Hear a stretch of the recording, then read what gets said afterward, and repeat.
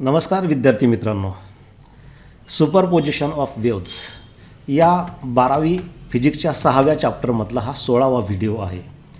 आणि आज आपल्याला बघायचं आहे practical method to determine end correction. आपण यापूर्वी एका व्हिडिओमध्ये पाहिलेलं आहे की जेव्हा पाईपमध्ये स्टेशनरी वेव्स तयार होतात तेव्हा ओपन एंडला अँटीनोड तयार होतं. परंतु हे अँटीनोड एक्झॅक्टली ओपन एंडला न तयार होता थोडंसं वर ते हवेमध्ये तयार होतं ओपन एंडपासून काही डिस्टन्सवर. ते जे डिस्टन्स असतं त्याला म्हणतात एंड करेक्शन. आणि ते एंड करेक्शन काढण्याचा एक फॉर्म्युला आपण पाहिलेला आहे. E is equal to 0.3D. D means inner diameter of a pipe. पाईपचं आतलं डायमीटर असतं डी म्हणजे. परंतु तो पाईप युनिफॉर्म असेलच याची गॅरंटी नाही. आणि यापूर्वी आपण पाहिले की हे एंड करेक्शन या फॉर्म्युल्याने काढताना बऱ्याचशा अडचणी येतात किंवा ॲक्युरेसी कमी असते. म्हणून हे एंड करेक्शन काढण्याची आपण एक दुसरी पद्धत बघणार आहोत, practical method to determine end correction.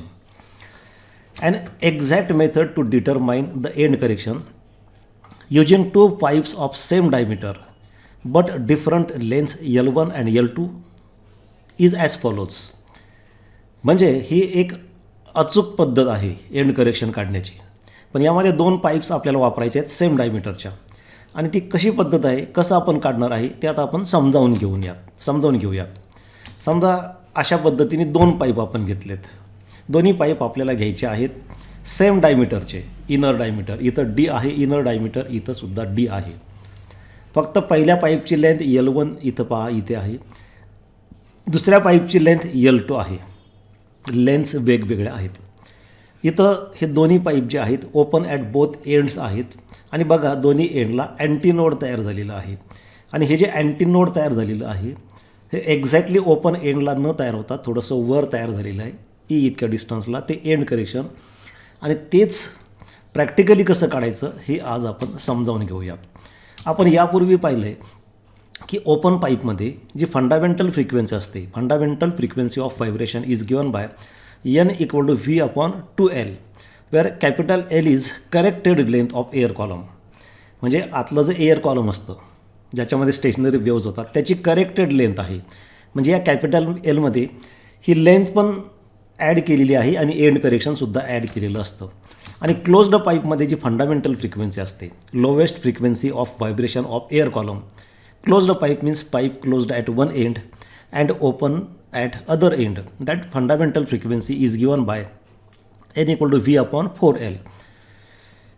Closed पाईपमधली फंडामेंटल फ्रिक्वेन्सी लोवेस्ट फ्रिक्वेन्सी असते ज्याच्यामध्ये हाफ लूप तयार होतं. हे यापूर्वीच्या व्हिडिओमध्ये आपण शिकलो आहे.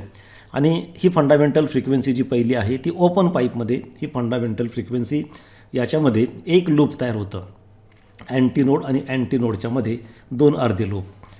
ही जी करेक्टेड लेंथ असते टोटल लेंथ ओपन पाईपमध्ये घ्यायची असते small L + 2E. Small L म्हणजे पाईपची लेंथ आणि ट्वाईस E, कारण दोन्ही बाजूला एंड करेक्शन आहे ते ॲड करायचं म्हणजे E + E 2E. आणि क्लोज्ड पाईपमध्ये काय होईल तर क्लोज्ड पाईपमध्ये फक्त एकाच बाजूला असतं अँटीनोड. म्हणून capital L equal to small L + E हे असं आपण घेणार आहोत. आता आपण पहिल्यांदा एंड करेक्शन काढण्यासाठी प्रॅक्टिकल मेथडने एंड करेक्शन काढण्यासाठी दोन पाईप घेणार. आणि दोन्ही pipe open at both ends आहेत. हे अशा पद्धतीने पहिला पाईप दोन्ही बाजूला ओपन आहे त्याची लेंथ L1 आणि एंड करेक्शन E. दुसरा पाईप त्याची लेंथ L2 स्मॉल L2 आणि एंड करेक्शन तेच आहे E. एंड करेक्शन हे लेंथवर डिपेंड नसतं, पाईपच्या डायमीटरवर डिपेंड असतं. आणि दोन्ही ठिकाणी पाईपचं डायमीटर सेम असल्यामुळे एंड करेक्शन दोन्ही ठिकाणी सेम आहे, फक्त पाईपच्या लेंथ्स ह्या वेगवेगळ्या आहेत. आता हे एंड करेक्शन प्रॅक्टिकली कसं काढायचं for a pipe open at both ends ते समजावून घ्या. We know fundamental frequency in a pipe open at both ends is given by this formula N equal to V/2L, where V is speed of sound in air at that given temperature. V is constant for that particular medium for that particular temperature. Therefore, frequency depends on length. From this we can write V equal to 2N into L. Now as V is constant, velocity in given medium is constant, therefore we can write n into L equal to constant. Velocity constant असल्यामुळं हा product n into L constant राहील.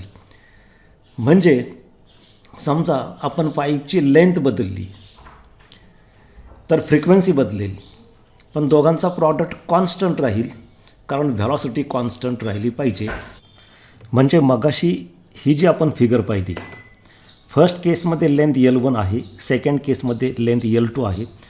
त्यामुळे first केसमध्ये frequency वेगळी असेल N1, second केसमध्ये frequency वेगळी असेल N2.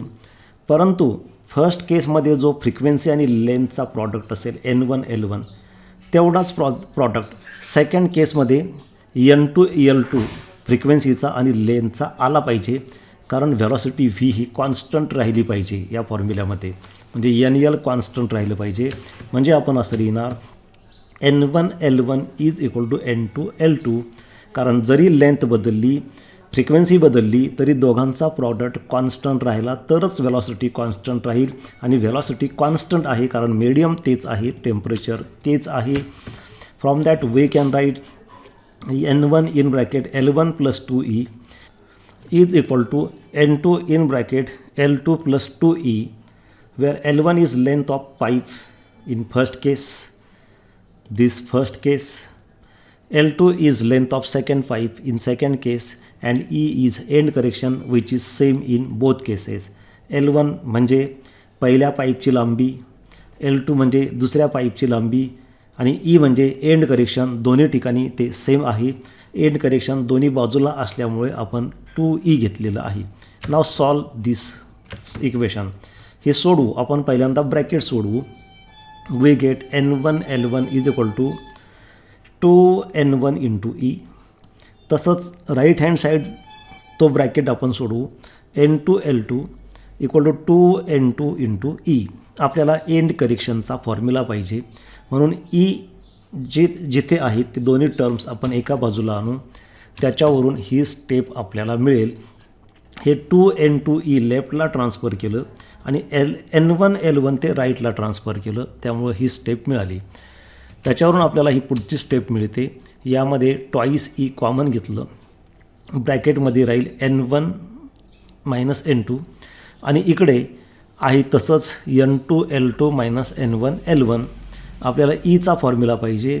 Therefore divide both sides by 2N1 minus N2. E पाहिजे म्हणून दोन्ही बाजूला 2N1 मायनस N2ने डिवाइड करा. लेफ्ट हँड साईडला ते कॅन्सल होईल आणि राईट हँडला आपल्याला हे टर्म मिळेल. आणि अशा पद्धतीने आपल्याला एंड करेक्शनचा फॉर्म्युला मिळालेला आहे. Using this relation end correction can be determined practically. म्हणजे प्रॅक्टिकल करून तुम्ही, म्हणजे पहिल्या पाईपमध्ये लेंथ किती आहे L1, ती पाईपची लेंथ मोजू शकता. दुसऱ्या पाईपची लेंथ L2 मोजू शकता. नंतर पहिल्या पाईपमधली फंडामेंटल फ्रिक्वेन्सी ट्युनिंग फोर्कच्या सहाय्यानं तुम्ही रेझोनन्स घडवून मोजू शकता. N2 ही फ्रिक्वेन्सी तुम्ही सेकंड पाईपची मोजू शकता. बघा या ठिकाणी ही लेंथ L1 पहिल्या पाईपची ती मोजता येते, ही लेंथ L2 मोजता येते पाईपची लेंथ डायरेक्ट मीटर स्केलनी. इथली frequency N1 fundamental frequency N1 आपण मोजू शकतो प्रॅक्टिकली. ही फ्रिक्वेन्सी N2 आपण मोजू शकतो प्रॅक्टिकली. एकदा का आपल्याला या व्हॅल्यूज माहिती झाल्या N1 N2 L1 L2, त्या व्हॅल्यूज ठेवून आपण एंड करेक्शन काढू शकतो. This is practical method to determine end correction by using 2 pipes open at both ends. आता हेच एंड करेक्शन आपण क्लोज्ड पाईप वापरून सुद्धा काढू शकतो. For a pipe closed at one end. समजा या ठिकाणी आता तुम्ही 2 पाईप घेतले, पण दोन्ही एका बाजूला क्लोज्ड पाईप आहे. म्हणजे आधी आपण जसे 2 पाईप घेतले होते, पण दोन्ही पाईप दोन्ही बाजूला ओपन होते. आता ही 2 पाईप आपल्याला घ्यायचे आहेत, पण दोन्ही पाईप एका बाजूला क्लोज्ड आहेत आणि दुसऱ्या बाजूला ओपन आहे. This is first figure. First pipe having total length L1, length of pipe is small L1. Second pipe having length L2. As diameters are same, end correction is same for both the pipes. दोन्ही पाईपसाठी inner diameter same असल्यामुळे दोन्हीमध्ये end correction same आहे. आता pipe एकाच बाजूला open असल्यामुळे end correction एकाच बाजूला आहे, क्लोज्ड बाजूला एंड करेक्शन नसतं. जसं मगाशी आपण पाहिलं की एंड करेक्शन आपण प्रॅक्टिकली काढू शकतो आणि एक फॉर्म्युला डिराईव्ह केला, तसा या ठिकाणी आपण आता फॉर्म्युला डिराईव्ह करू. We know fundamental frequency in a pipe closed at one end is given by this formula n equal to v upon 4L, where L is total length, corrected length, total length of air column, which is equal to small l plus e. But here we can write v is equal to 4n into L, where v is speed of sound in air at room temperature or at that given temperature, n is frequency and L is the total length of air column. As velocity in given medium is constant, this NL will be constant. मगाशी आपण पाहिलं त्या पद्धतीने, म्हणजेच या ठिकाणी आपण लिहू शकतो N1 L1 is equal to N2 L2. Now L1 is equal to L1 plus E, कारण पहिल्या पाईपची लेंथ L1 आहे. मगाशी आपण पाहिलं बघा, पहिल्या पाईपची लेंथ L1 आहे, त्यामध्ये हे एंड करेक्शन ॲड केलं, L1 प्लस ई म्हणजे कॅपिटल L1. तसंच दुसऱ्या फिगरमध्ये L2 प्लस ई म्हणजे कॅपिटल L2. तर या ठिकाणी अशा पद्धतीने L1च्या जागी आपण स्मॉल L1 प्लस ई ठेवलं, कॅपिटल L2च्या जागी स्मॉल L2 प्लस ई ठेवलं. मगाशी जसं आपण सोडवलं त्याच पद्धतीने या स्टेप्स सोडवा. हे ब्रॅकेट सोडवलं, we get N1 L1 plus N1 E is equal to N2 L2 plus N2 E. आता ईचा फॉर्म्युला तयार करायचा आहे, म्हणून ई असलेले टर्म्स एका साईडला घ्या, बाकीचे राहिलेले दुसऱ्या बाजूला. तर हे N2 ई आपण लेफ्टला ट्रान्सफर करू. आपल्याला पुढची स्टेप अशा पद्धतीने मिळते, N1 E minus N2 E is equal to N2 L2 minus N1 L1. हे N2 L2 जसं आहे तसं ठेवलं, हे N1 L1 राईटला ट्रान्सफर केलं, त्यामुळे ही स्टेप मिळाली. त्याच्यावरून ही पुढची स्टेप मिळते. यामध्ये लेफ्ट साईडला ई कॉमन घेतलं, ब्रॅकेटमध्ये राहील N1 minus N2, right side जशी आहे तशी. आपल्याला ईचा फॉर्म्युला पाहिजे, म्हणून दोन्ही साईडला N1 मायनस N2नी डिवाईड करा. आपल्याला हा फॉर्म्युला मिळतो, small e equal to N2 L2 minus N1 L1 upon N1 minus N2. यामध्ये L1 म्हणजे पहिल्या पाईपची लेंथ आहे, L2 म्हणजे दुसऱ्या पाईपची लेंथ आहे. दोन्ही लेंथ डायरेक्टली बघा या फिगरमध्ये हे L1 आणि L2 दोन्ही पाईपच्या लेंथ डायरेक्ट आपण मीटर स्केलनी मोजू शकतो. त्याचवेळी ह्या N1 आणि N2 fundamental frequencies of vibration of air column can be determined practically. ती प्रॅक्टिकली व्हॅल्यू आपण काढू शकतो. N1 आणि N2 दोघांच्याही व्हॅल्यूज आपण प्रॅक्टिकली काढू शकतो. त्या व्हॅल्यूज या ठिकाणी ठेवल्या की आपल्याला एंड करेक्शन काढता येतं. Using this relation end correction can be determined practically.